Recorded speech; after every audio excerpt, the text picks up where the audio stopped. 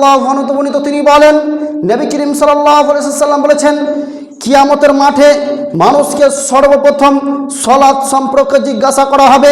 Fine সালুহাত সালু সাইর আমালিহি, তার যদি সালাত যদি গ্রহণযোগ্য হয় তাহলে তার বাকি সমস্ত আমল গ্রহণযোগ্য হবে, নচেত সমস্ত আমলই বাতিল, নচেত সমস্ত আমলই বাতিল। এবার আমার দিকে দেখেন, ইবাদতের জগতে সবথেকে মূল্যবান ইবাদত কি? সিয়াম। এই সিয়াম যদি কেউ আল্লাহর রাস্তায় একটা রাখে, তার চেহারা জাহান্নামে যাবে না, ৭০,০০০ বছর জাহান্নামে যাবে না, ৭০,০০০ বছর যাবে না। কিয়ামতের দিন একটা দিন কত বড় হবে? ৫০ আপনার সামনে বলা আছে, ৫০ আলফা সানা, ৫০,০০০ বছরের সামনে একটা দিন হবে। তো সিয়াম যদি মানুষ রাখে তাহলে সে জাহান্নামে যাবে না, যদি আল্লাহকে সন্তুষ্ট করার উদ্দেশ্যে সিয়াম রাখে।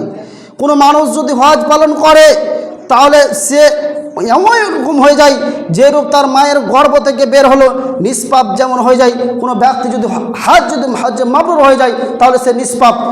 এতগুলো ইবাদত করলো, সিয়াম পালন করলো, রাসূল সাল্লাল্লাহু আলাইহি ওয়াসাল্লাম বলেন তার যদি সালাত যদি না থাকে তাহলে এই সমস্ত আমলই বাতিল, একটাও থাকবে না।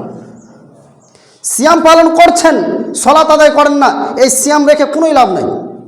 কারণ কিয়ামতের মাঠে মানুষকে সর্বপ্রথম জিজ্ঞাসা করা হবে কি, আপনি কি সালাত আদায় করেছিলেন?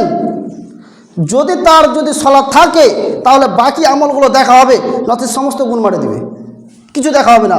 সে সদাচরণও দেখবে না, নম্র আচরণও দেখবে না, সিয়ামও দেখবে না। সিয়াম দেখবে কখন?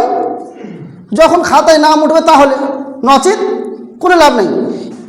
উচ্চ মাধ্যমিক পরীক্ষা দিয়েছেন, সবই অ্যান্সার করে নিয়েছেন, অ্যান্সার ১০০-র মধ্যে ১০০, কিন্তু খাতায় নাম লেখ উঠাননি, খাতায় আপনার নাম দেননি। আমার নাম আবু তালেব, আমি নাম দিইনি, এই খাতার কোনো মূল্য নাই। ঠিক আল্লাহ পাক রব্বুল আলামিনের কাছে কিয়ামতের মাঠে পৃথিবীর সমস্ত আমল করেছেন, সালাত নাই, কোনো লাভ নাই, কোনোই লাভ নাই।